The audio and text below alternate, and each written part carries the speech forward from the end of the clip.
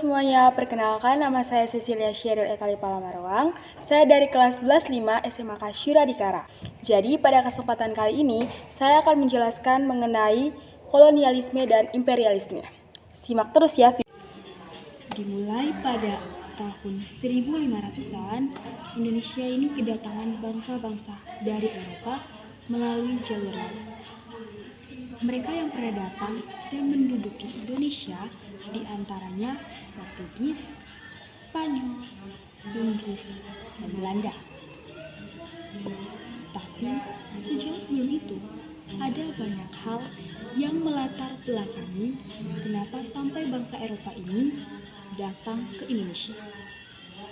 Yang pertama, adanya perkembangan ilmu pengetahuan dan teknologi.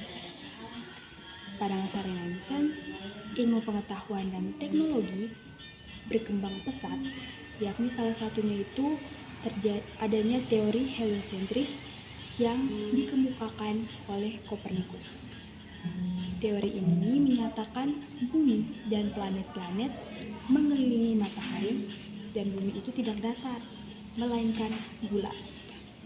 Yang kedua, adanya revolusi industri di mana terdapat penemuan mesin uap untuk kapal laut yang memudahkan bangsa Eropa melakukan perjalanan.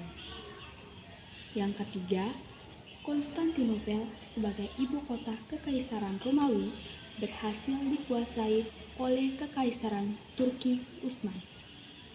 Jadi pada tahun 1453 ini, Kekaisaran Turki Utsmani ini yang dipimpin oleh Sultan Muhammad II berhasil merebut kekuasaan Konstantinopel dari Kekaisaran Romawi dan menutup jalur perdagangan. Hal ini yang menyebabkan perdagangan dari Eropa tidak lagi mendapatkan rempah-rempah. Mereka pun mulai mencari rempah-rempah di benua lain, salah satunya Indonesia dan negara-negara lain di benua Asia. Yang keempat, adanya motivasi 3G, yaitu gold, glory, dan gospel. Melihat kekayaan alam Indonesia, bangsa Eropa yang awalnya datang hanya untuk mencari rempah-rempah, akhirnya memiliki tujuan lain, yakni untuk mencari 3G. Gold yang berarti kekayaan, glory yang berarti kejayaan, dan gospel yang berarti memperluas ajaran Nasrani. Nah, kita akan membahas mengenai bangsa mana saja yang pernah datang ke Indonesia. Seperti yang sudah disebutkan, mereka adalah bangsa Portugis, Spanyol, Inggris, dan Belanda. Yang pertama, kita akan membahas mengenai bangsa Portugis dan Spanyol.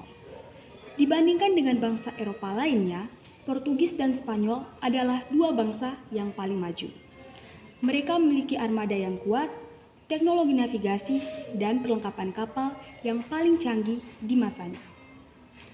Ketika keduanya berniat melakukan ekspedisi penjelajahan samudra, dibuatlah perjanjian Tordesillas pada 4 Juni 1474 atas usulan pendeta Alexander VI. Tujuannya agar tidak terjadi bentrokan di antara dua bangsa ini.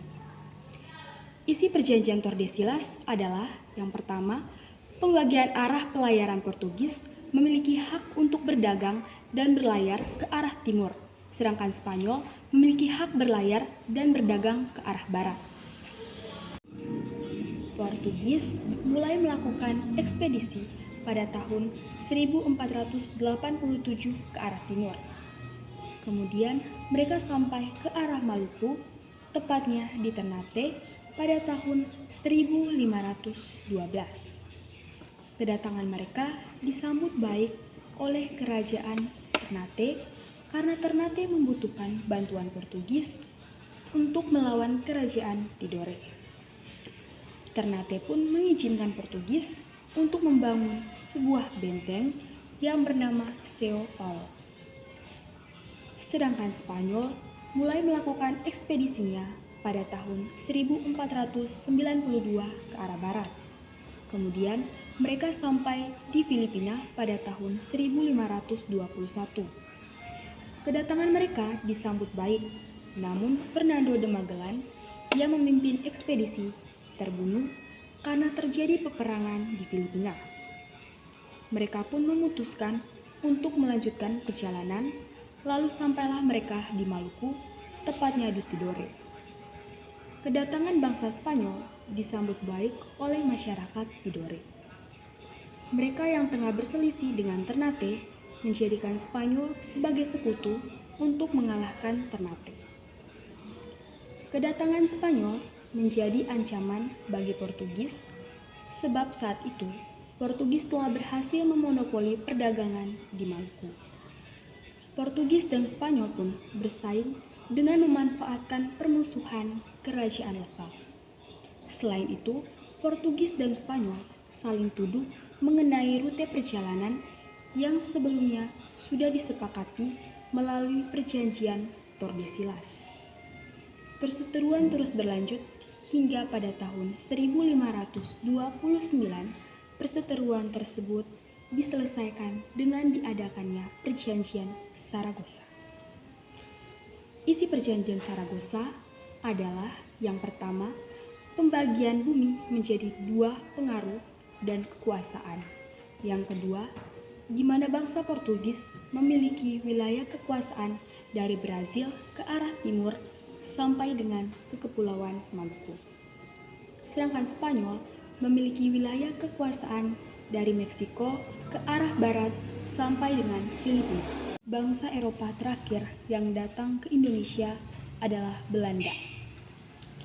Keberhasilan Portugis dan Spanyol dalam melakukan ekspedisi mendorong bangsa Belanda untuk melakukan hal yang sama.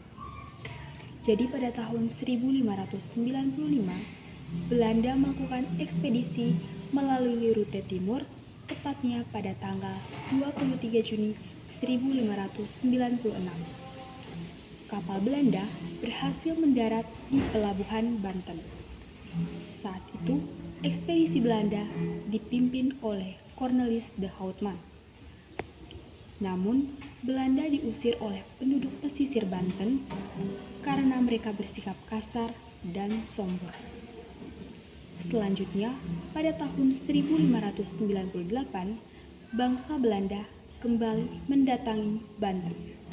Kali ini, kedatangannya itu diterima oleh masyarakat Banten. Belanda pun berhasil menguasai perdagangan. Mereka mendirikan perusahaan dagangnya di Indonesia yang diberi nama VOC pada tahun 1602. Kemudian, pada tahun 1605, VOC menyerang benteng Portugis di Maluku. Portugis pun terpaksa mundur ke Timor Leste. Kemenangan Belanda atas Portugis inilah yang menjadi jalan masuknya penjajahan kolonialisme di Indonesia selama 3,5 abad. Indonesia memasuki pemerintahan Van der Boch, di mana sistem tanam paksa pun dijalankan yang menimbulkan kemiskinan dan kelaparan rakyat Indonesia.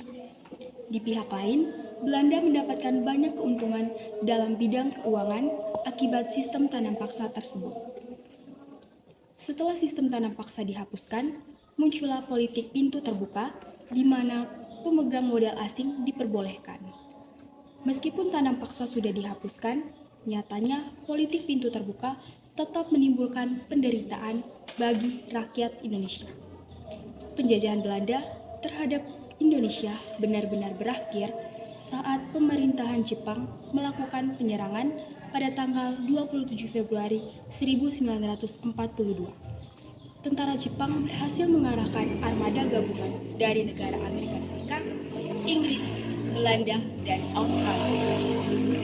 Pada akhirnya, setelah mengalami kekalahan terus-menerus dari pihak Jepang, Tjarda van Stouthouwer sebagai Jenderal Hindia Belanda menyerah dan ditangkap. Hal ini menjadi tanda berakhirnya penjajahan Belanda di Indonesia. Sekian dari saya, terima kasih.